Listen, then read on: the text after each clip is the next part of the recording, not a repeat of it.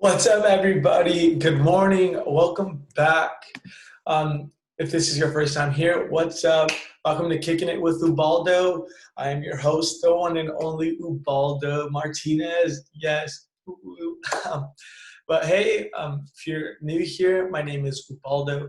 I am a senior at San Diego State University, born and raised in the Bay Area, and I've been doing this vlog now for a couple months, kind of just to talking about what's going on in San Diego, what's going on in the life of like a student perspective, and just what's going on in my life, some of the adventures I go on, some of the things I do, some of my friends and things like that. But today I'm going to do something a little more chill. Today I'm going to do kind of a Q&A with what's going on as far as COVID and how COVID is really affecting me as a student at San Diego State University. So let's jump right in. Today it's officially October 11th, 2020, and we've been in this COVID season for 7 months. I'm gonna say it again. We've been in this COVID season for 7 months. That's insane. Like 7 months we've been quarantining, 7 months we've had to wear masks, 7 months social distancing. Like I feel like it feels like that was just yesterday, right? Is that just me?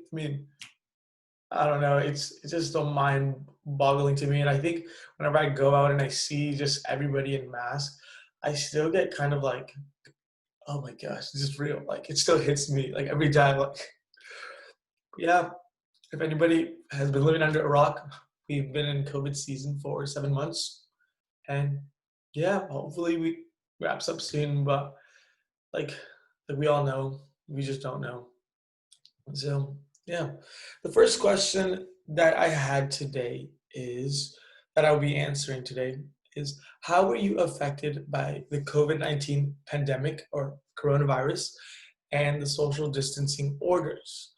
So, sadly, first and foremost thing I want to acknowledge is that COVID-19 um, has obviously affected a lot of people differently. I think depending on like age, demographic, like just region where you're living, like it's all been affected differently. So my experiences may not be the same as yours, but that doesn't make mine any more important than it would make any of yours. These are just some that are specific to my life right now and where I'm living.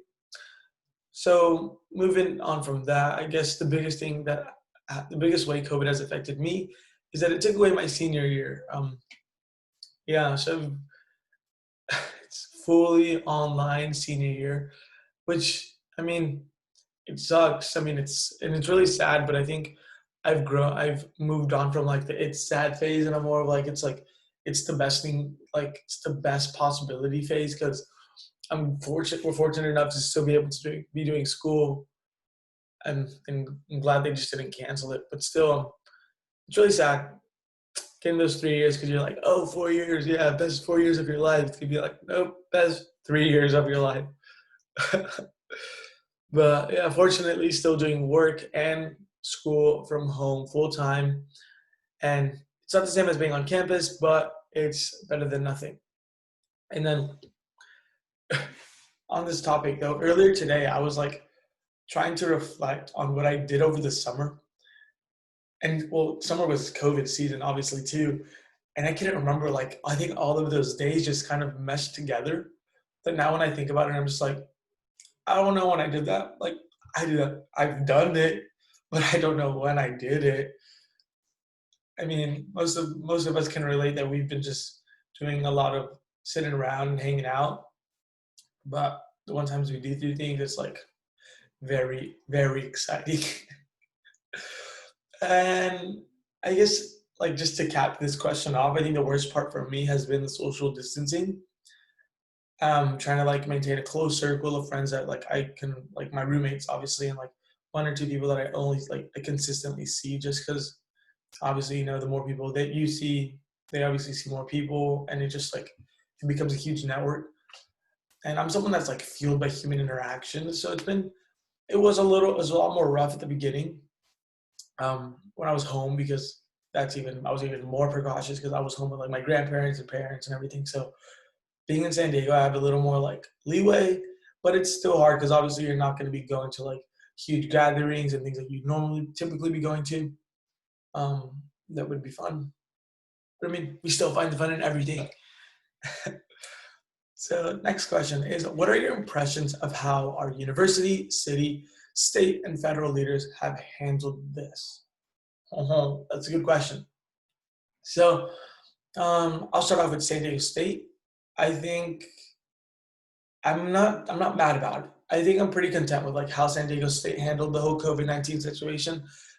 I mean, I don't remember the last pandemic that happened, in all honesty. So I don't know like if they were prepared for this or not. But I think the steps that they took immediately and like the action that was put into place, I think worked efficiently. And I mean,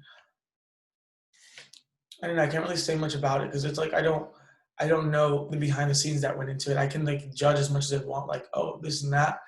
But I feel like San Diego State gave us the information and they were like, okay, you guys got to go. Like, they let us know that next semester wasn't happening, like, with enough, like, far in advance that we're able to, like, accommodate for it and we're able to adjust. And I mean, I think that's all that we can really ask for in these times is just that we have that communication.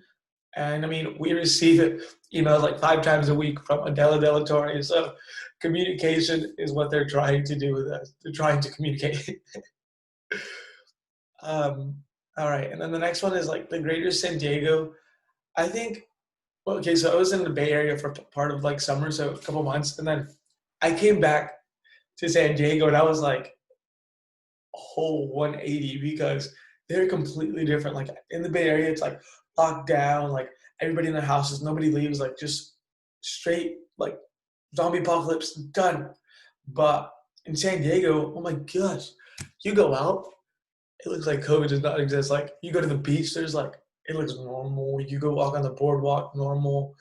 Like obviously now that it's like we're farther along, we're 7 months in, it's like a lot more like this. But I feel like it's been this black and white difference from like the Bay Area and San Diego since the beginning. Obviously something's working. We're not increasing cases and we're not like it's not being more severe, So something's working. And then how federal leaders have handled this, I think it could have been better. I think obviously I'm going to give them the benefit of the doubt. Like this is all new, we don't know. But at the same time, I think where they could have improved is in that communication, in the transparency, in like acknowledging the facts. Like I think we saw other countries facing this, and we saw like the devastation that was coming of this. But I don't think we prepared enough as much as we should have as a country to move forward with the coronavirus in an effective way.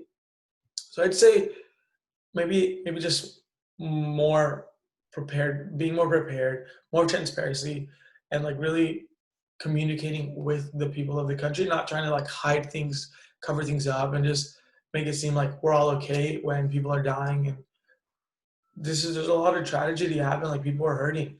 So the last thing you want when you're hurting is someone else to keep feeding you lies.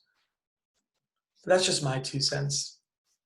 And then one of my biggest takeaways from this experience, I'll keep this short, but yes, biggest takeaways are check in with loved ones way more consistently, especially my older relatives.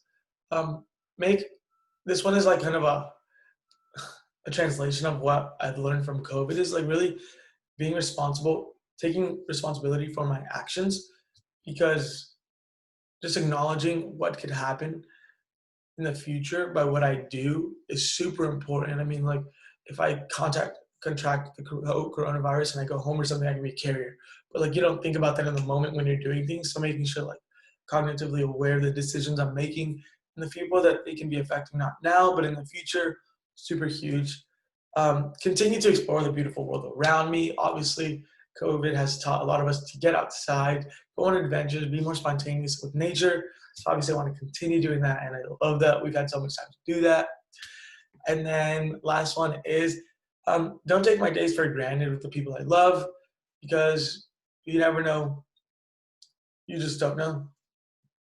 Um, but yeah, I think overall, COVID has had a lot of downsides to it. but at the same time, it's taught us a lot.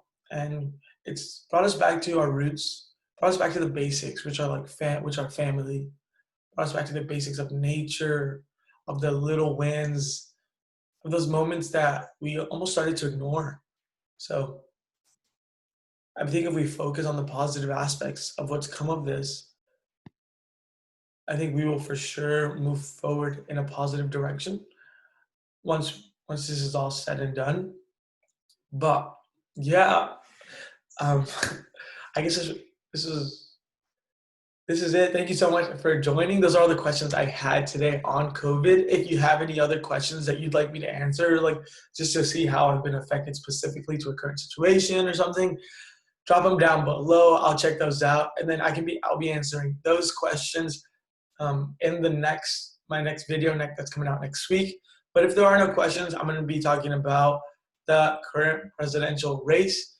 So let's postpone on talking about the current presidential race and drop some more questions that we can talk about. Things that are relevant to us, things that y'all want to hear. And yeah, thanks so much for tuning in. Don't forget to like and subscribe if you are not already part of the fam.